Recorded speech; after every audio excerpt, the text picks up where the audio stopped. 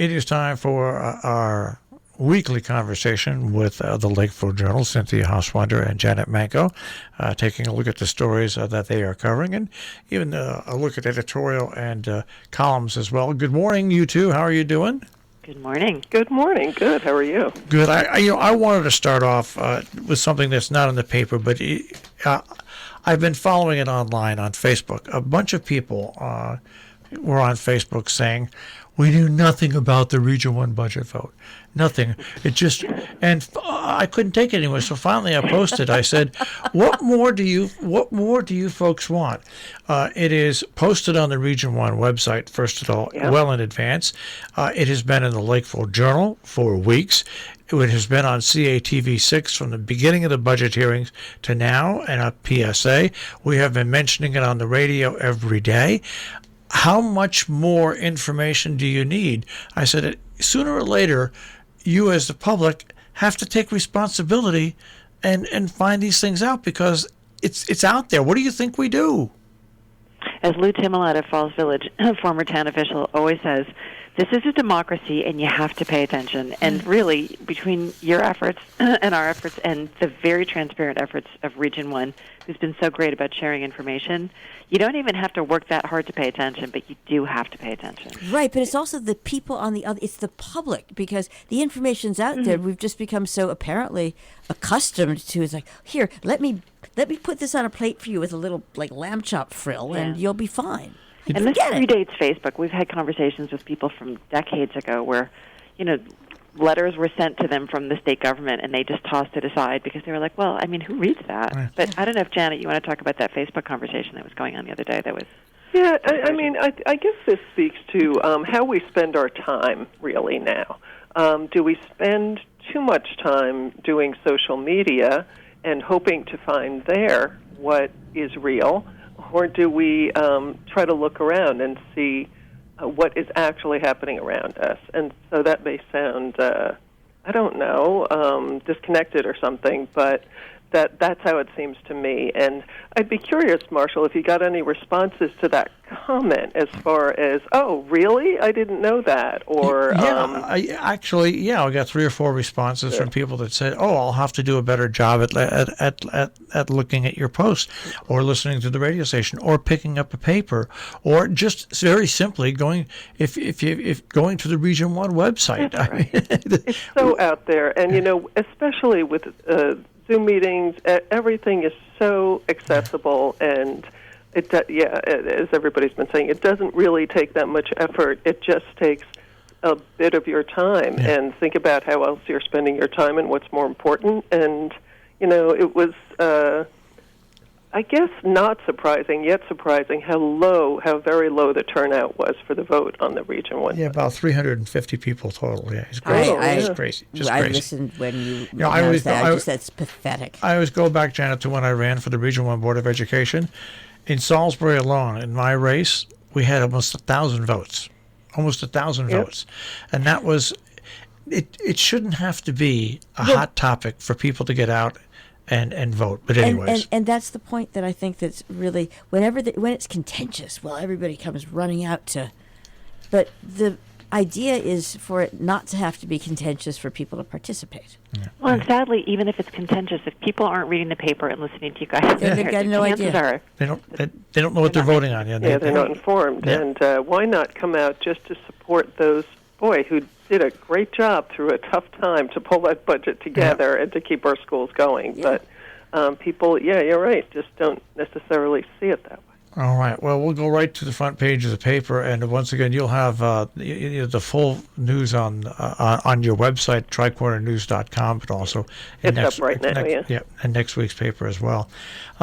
Big story, really, on the page is by Patrick Sullivan to me, and that is the Affordable Housing Plan. A vote is coming up on May 17th.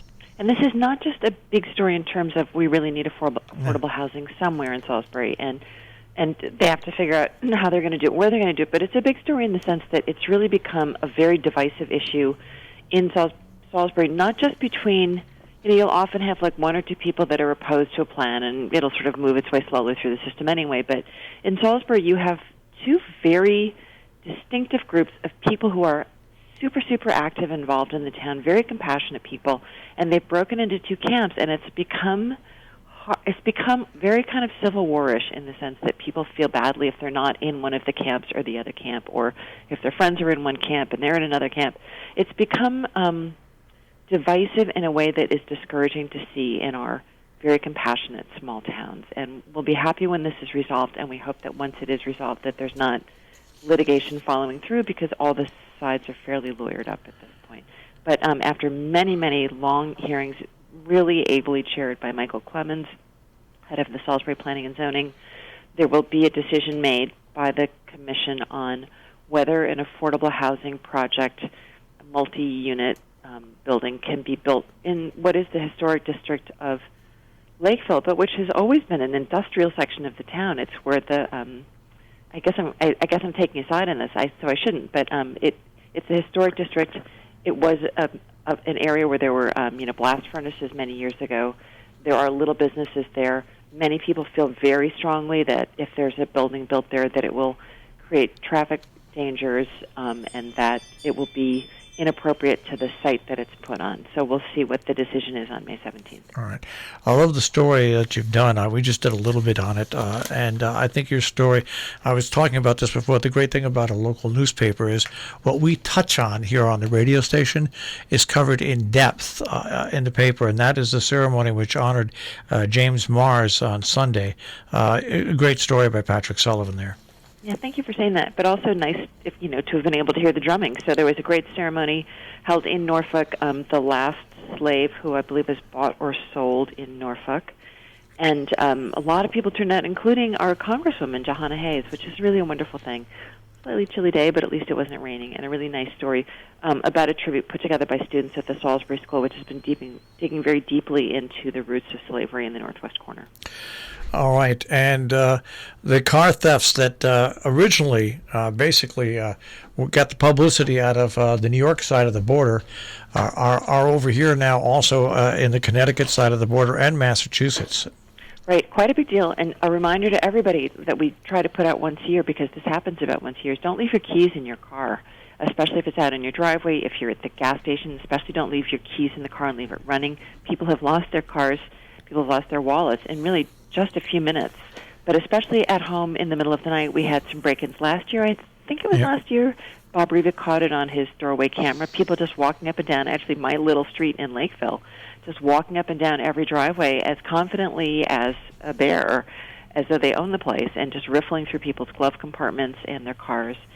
And a lot of cars were being stolen and taken to Hartford and used in crimes and then abandoned. And look at the story that came out of New York, the family that had both their cars stolen the same night. Both of them. I mean, it's just unbelievable. Yeah, and then there was the big break-in at Elizabeth where they had, a whole alarm system. They were able to break through the alarm system, but were not able to get into the building, which is wonderful. But, as a lot of little businesses are moving into Millerton, it's becoming more and more attractive. So, don't leave your keys. All right, and Sharon is now exploring, and I like the way Sharon's doing this. It's a very slow process. They're getting all their ducks in a row, and it's going to cost a little money to find out how much it's going to cost and the technology to do this. But exploring their own cable network for internet. Right, because people don't really want to be at the mercy of the larger cable companies who come to the State Utilities Commission and beg and say, we just can't afford to wire all those homes. They're too far apart from each other, and to run all those cables up a road and have 2 people as customers, and maybe one of them doesn't even sign up, we just can't do it. It's not financially feasible. So many of the towns, led actually by Norfolk, where there's a guy called Kim Maxwell, he was the inventor of something related to the Internet. I can't remember what it was. It's a little beyond my comprehension. But Kim was the first one who recommended that the town of Norfolk buy its own fiber optic cable system and mount it on the streetlights. So that's been moving forward there, but Sharon picked it up. Sharon, which has been very active all along in trying to get its own or improved Internet and phone and cable access.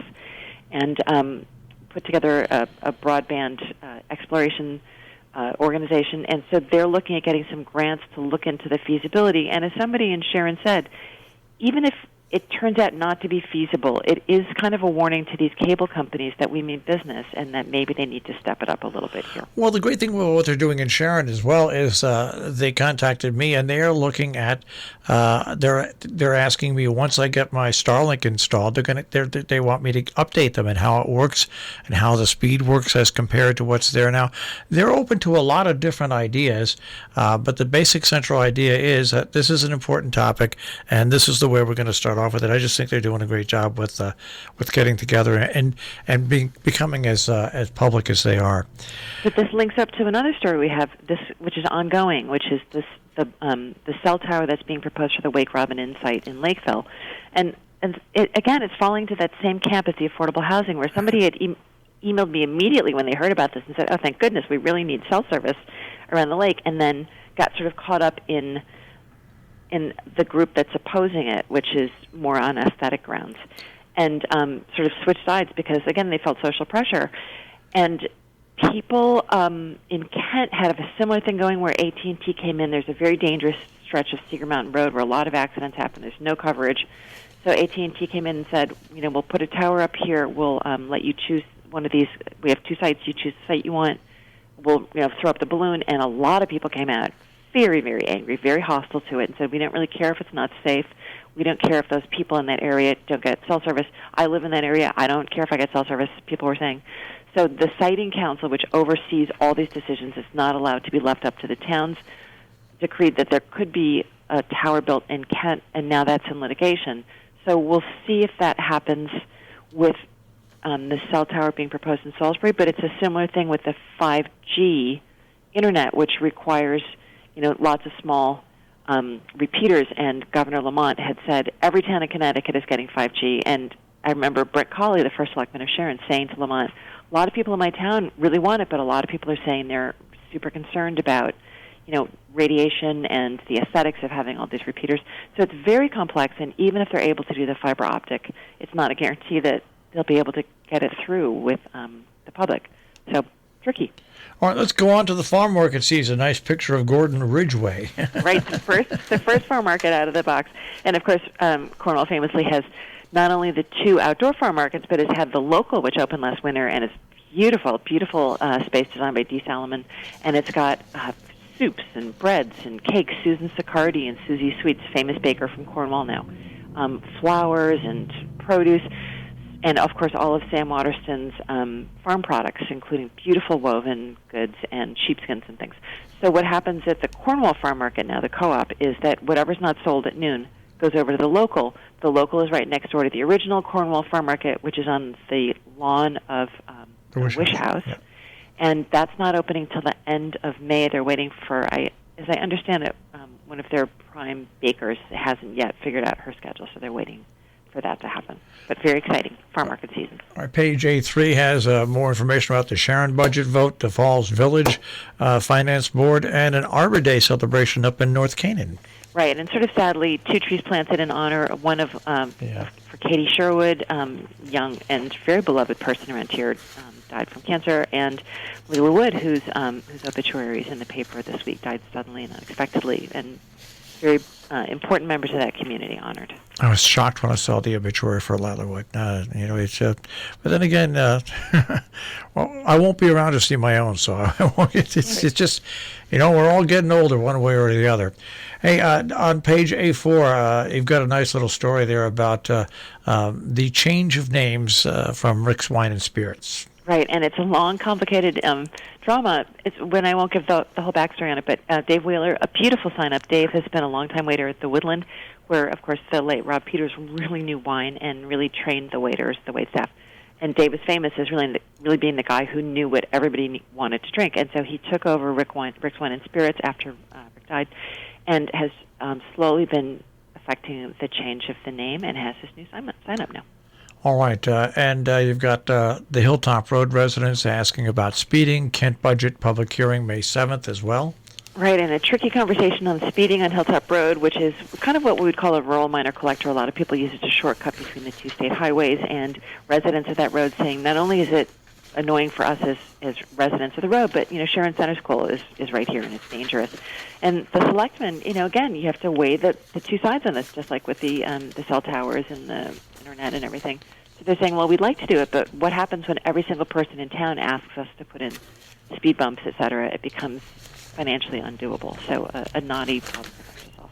All right, before we get to Compass, we will go once again to, first of all, remembering the flood of 1955. I was only 3 years old, but even where we lived on the border of West Cornwall and Sharon, we had huge flooding problems from water coming down the mountainside and down the small, what they call Karst Brook. But seeing these pictures really shows the incredible devastation that happened back then. And in a weird way, the devastation was worst in the towns because they actually had roads that were destroyed. In our little towns here, especially back in 1955, still a lot of dirt roads, still fairly, underdeveloped. So it could be repaired easily, but you can see in these photos that we had from our archive from Winstead, really unbelievably crushing. And, there are people who still say that Winstead never quite recovered. So a talk coming up at the Torrington Historical Society on what happened in Torrington. These photos are from Winstead. You can see them and the stories about little towns like Sharon and Salisbury, and as far as, it's Washington Depot, on our archive, which we have the link to in that article. All right, on the opinion page, something that we live and breathe here every day at Robin Hood Radio, and that is your editorial, Janet, supporting our local businesses. Right. There's not a lot we take for granted coming out of a pandemic that shut so much down and put so much at risk, including our health and well-being. And one thing we really can't take for granted is that businesses will have made it through this, but it's really starting to feel in the northwest corner as if with high vaccination rates and things starting to open up again that we've been pretty lucky around here with the places that have made it through, but take a look for your favorite places and give them your support. They need it now more than ever, every kind of business. And I have to go to turning back the pages because I was shocked to see that it was 25 years ago that the Salisbury Pharmacy went and was purchased by Elaine LaRoche. I know, right? 25 years, really? Yeah, what would you have thought? Maybe 10, I don't know, yeah. No. But, 25 years ago, and that was a big change in our downtown Salisbury feel. But, Elaine kept it going, the late Elaine LaRoche, who did so much in the town of Salisbury and the area.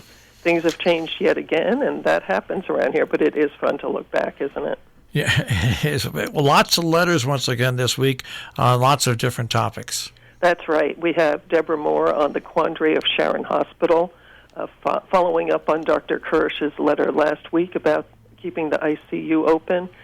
Deborah comes in with lots of facts she wants us to be aware of. Caroline Birchfield, a really good letter on appreciation for nurses because there's National Nurses Week this week. So, keep your nurses who take care of so many of us in mind and thank them for what they do. We have a couple of letters on upcoming 2022 elections and how things must change in Connecticut, and actually a letter from Molly Fitzmaurice and Sharon supporting the nonprofit direction of the Lakeville Journal, which is always nice to see, so thank you for that. And a couple of columns on Biden's first 100 days from Dick Ollis and Manhattan and how different it is and how it's reopening from Mac Gordon. And as Cynthia said, it's like a walk back in time. He's telling us what it was like when he was there as a young guy and wondering what it'll be like now.